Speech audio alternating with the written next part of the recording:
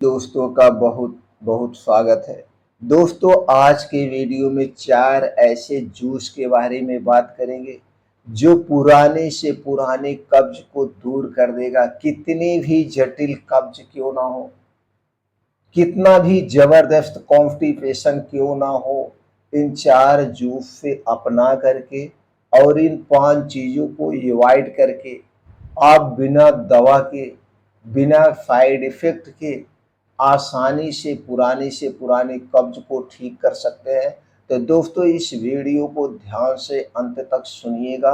सुनने के बाद अगर आपके मन में फिर भी कोई प्रश्न बन रहा है तो आप कमेंट सेक्शन के माध्यम से पूछ सकते हैं। हमारा दोस्तों मेन उद्देश्य है हमारा पूरा देश दवा मुक्त हो, स्वस्थ रहे, निरोग रहे। हम अपने वीडियो में प्रैक्टिकली अनुभव आपसे शेयर करते हैं। फिर भी आपको लगता है कहीं पे कोई त्रुटि है या कोई कमियां हैं, तो दोस्तों आप अपना छोटा भाई समझ के आप हमें सुझाव दे सकते हैं। हम आपके सुझाव को एक्सेप्ट करेंगे। तो चलिए दोस्तों, सबसे पहले हम जान लेते हैं कब्ज होने के कारण को, क्योंकि आयुर्वेद में हमेशा कारण पर फोकस किया जाता है। और ये कहा गया है जब आप बीमारी के कारण को हटा देते हैं तो आपकी बीमारी समूल नष्ट हो जाती है, जड़ से खत्म हो जाती है।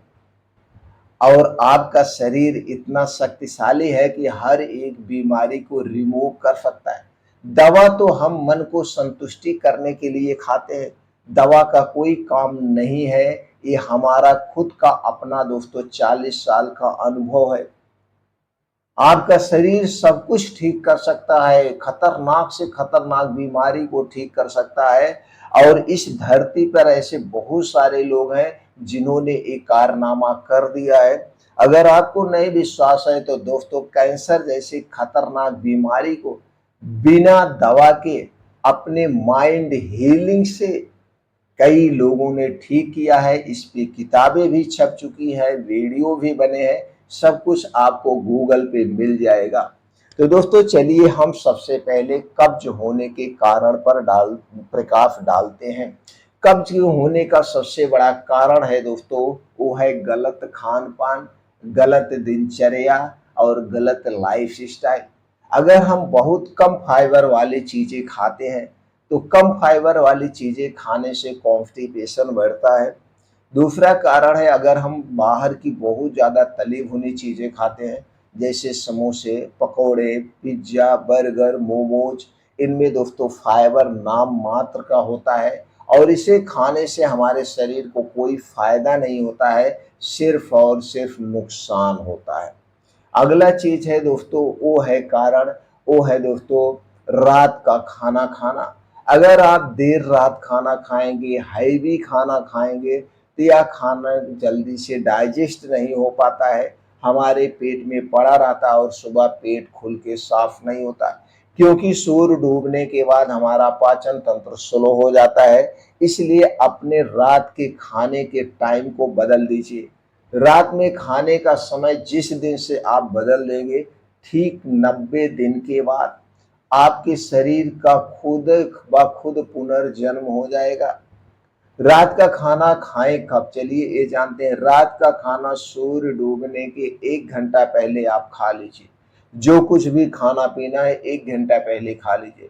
सूर्य डूबने के बाद खाने के नाम पे कुछ नहीं खाना है। पीने के तौर पे सिर्फ और सिर्फ पानी पी सकते हैं, दूध भी नहीं पीना है। दूध भी एक सुपर फूड है। तो सूर्य डूबने के पहले खाने वाली चीजें निपटा दीजिए।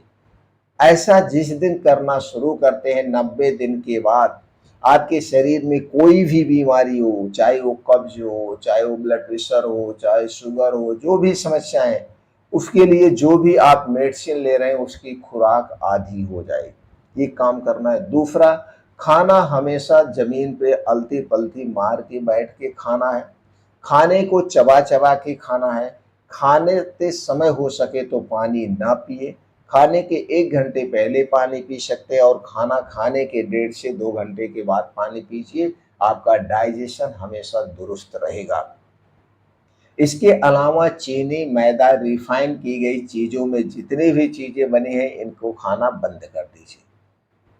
इनको खाना आप बंद कर दीजिए, इससे कुछ नहीं मिलता है। ठंडा पेय पदार्थ, चाहे वो फ्रिज का रखा हुआ ठंडा पानी ही क्यों ना, ये पाचन तंत्र का सबसे बड़ा दुश्मन है। हमें रूम टेम्परेचर का यानी ताज़ा पानी पीना है।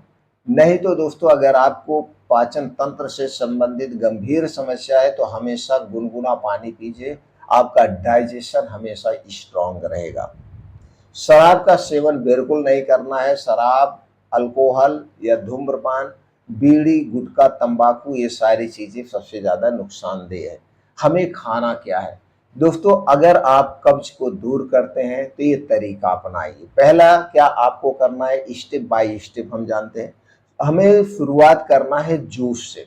तो इस 4 जूस के बारे में जानते हैं, फिर पूरे दिन की दिनचर्या आपको हम बताते हैं। दोस्तों, अगर सफेद पेठा यानी जिसे सफेद कद्दू कहते हैं या पेठे वाला कद्दू भी कहते हैं, अगर इसका सीजन है तो सबसे पहले आप इस कद्दू के जूस से शुरुआत करिए।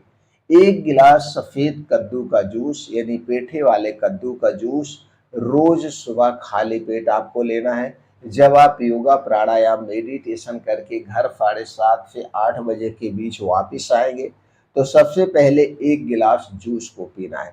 अब इस जूस को पीने से पहले और इस जूस को पीने के 2 घंटे बाद तक कुछ नहीं खाना पीना है। 2 से 3 घंटे बाद तक कुछ नहीं खाना पीना है। ये 2 से 3 घंटे तक आपके अंदर के जो ऑर्गन है, छोटी आंत है, बड़ी आंत है, किडनियां हैं, सबको डिटॉक्सिफाई करने का काम करेगा।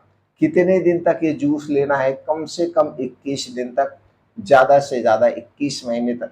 दोस्तों, 1 महीने तक आप लेंगे तो आपके अंदर के ऑर्गन को क्लीन कर देगा, डिटॉक्सिफाई कर देगा, कितनी भी पुरानी कब्ज हो उसे ठीक करेगा। इसके बाद 9 अब इसके 2 से 3 घंटे के बाद मान लीजिए आपने जूस लिया है 7 बजे, तो 10 बजे के बाद, तो 10 से 12 बजे के बीच में कोई मौसमी फल लेना है और 1 प्लेट मौसमी सलाद लेना है। मौसमी जो भी फल हो उसका आपको खाना है और सलाद मौसमी सब्जियों का लेना है। सलाद और फल कैसे आप खाएंगे, ये मैनेज आप अपने आप कर लीजिए।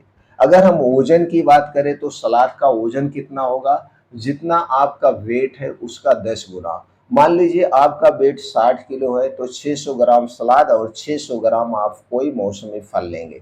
कैसे खाना है ये आप मैनेज करिए। 12 बजे से 1 बजे के बीच में या 1:30 बजे तक आप घर का बना हुआ खाना खाइए, जो आपके घर पे खाना बना हुआ है। अब रात का खाना आप कब खाएंगे? रात का खाना सूर्य डूबने के 1 घंटे पहले खाना है। सूर्य डूबने के 1 घंटे पहले आपको खाना खा लेना है। इस खाने में सब्जी और रोटी लेना है। रोटी की बात करें तो हमें गेहूं की रोटी नहीं लेना है, चने की रोटी, जौ की रोटी और उसमें चाहें तो आप रागी मिला सकते हैं। इसकी रोटी लीजिए या कभी बाजरे की रोटी लीजिए, इनमें भरपूर मात्रा में फाइबर पाया जाता है। तो इसी को आपको खाना है लगातार। दोस्तों, इस प्रक्रिया को आपको अपनाना है लगातार 21 दिन से 1 महीने तक। अब अगर इस प्रक्रिया को आप अपनाते हैं तो आपका constipation, diabetes, blood pressure, thyroid, पेट से संबंधित जैसे कोई भी रोग हो, चाहे वो फैटी लिवर हो, गैस, एसिडिटी, सब आपकी नॉर्मल हो जाएगी। इसके लिए जो भी दवाएं आप ले रहे हैं उस दवाओं की खुराक कम हो जाएगी। अब तो पहले जूस के बारे में हो गया, पूरे दिन की आप दिनचर्या समझ गए, पूरे खाने पीने का सब समझ गए आपको क्या खाना है। अब दूसरे जूस की बात हम कर लेते हैं। अगर सफेद कद्दू का सीजन है तो इसका जूस लेना है। नहीं तो उसके बाद दूसरा जूस है जो सबसे फायदेमंद माना जाता है, हमारे शरीर के लिए सुरक्षा कवच का काम करता है, वो है आंवले का जूस। दूसरा जूस है वो आंवले का जूस। तो आंवले का जूस कब लेना है? जब आंवले का सीजन हो। जब आंवले का सीजन हो तो आपका आंवले का जूस लेना है। ये जूस किसी कंपनी का नहीं होगा, क्योंकि कंपनियों का जूस प्लास्टिक की बोतल में मिलता है और कोई भी खट्टी चीज प्लास्टिक के बोतल में रखी हुई चीज को नहीं प्रयोग करना है। इस जूस को घर पे ताजा फ्रेश आपको निकालना है। इसके लिए 2 से 3 आंवला लीजिए। इसे आप दोस्तों मिक्सर में डाल के पीस लीजिए और उसको निचोड़ के जूस निकाल लीजिए। अगर आपके घर जूसर मशीन है तो 2 से 3 आंवले का डेली जूस निकाल करके आपको सुबह खाली पेट पीना है। सुबह खाली पेट पीना है योगा एक्सरसाइज करने के बाद। खाली पेट जब आप जूस पिएंगे 2-3 घंटे तक कुछ भी नहीं खाना पीना है। तीसरे जूस की बात करें तो है दोस्तों नारियल का पानी। तो नारियल का पानी आपको सुबह खाली पेट लेना है अगर नारियल के पानी का सीजन है तो। ये सारे जूस सीजन वाइज लेना है। इसके बाद चौथा जो है दोस्तों है मुनक्का का पानी। मुनक्का का पानी आप कैसे तैयार करेंगे? 15 से 20 या 10 से 12 मुनक्का लीजिए। जैसे आपका पाचन तंत्र हो 10 से 12 मुनक्का लीजिए। अच्छी तरह से आप धुल लीजिए। 1 गिलास पानी में मिट्टी के बर्तन में रात को आप भिगो दीजिए। 1 गिलास पानी में मिट्टी के बर्तन में रात को आपको भिगो देना है और सुबह खाली पेट जब आप योगा प्राणायाम मेडिटेशन करके घर वापस आएंगे तो खाली पेट इसे आपको पी लेना है। इसे पीने के बाद 2-2.5 घंटे तक कुछ भी नहीं खाना पीना है। ये आपने जाना 4 जूस के बारे में, 4 चीजों के बारे में, 4 तरीकों के बारे में और दिनचर्या के बारे में। अब दोस्तों कुछ हम बात कर लेते हैं, बैठने का भी इसमें रोल अदा होता है। अगर आप इंग्लिश लैट्रिन का प्रयोग करते हैं तो ये भी हमारे लिए फायदेमंद नहीं है, ये भी कब्ज का कारण है। क्योंकि जब आप इंग्लिश लैट्रिन पे बैठते हैं तो आप देखते हैं आपका पेट दबा हुआ है। तो लैट्रिन करने का जो सबसे बेस्ट तरीका है उकड़ू मुकड़ू बैठ के। जब हम उकड़ू मुकड़ू बैठ के बात करते हैं तो हमारा जो नीचे का आर्गन है आते हैं वो दबी नहीं रहती है, खुल के पेट आपको साफ होता है। आप प्रैक्टिकल करके देख लीजिए।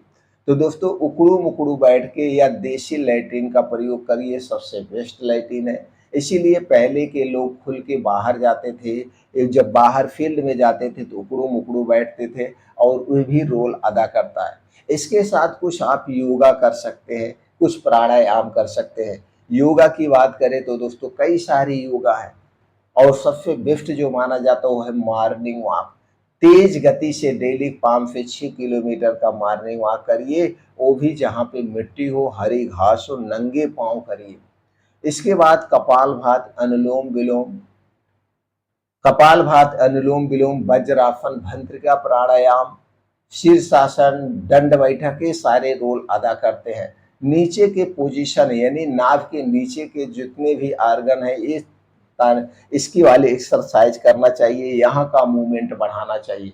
तो दोस्तों ये सारी प्रक्रिया अपना करके पुराने से पुराने कब्ज को आप दूर कर सकते हैं।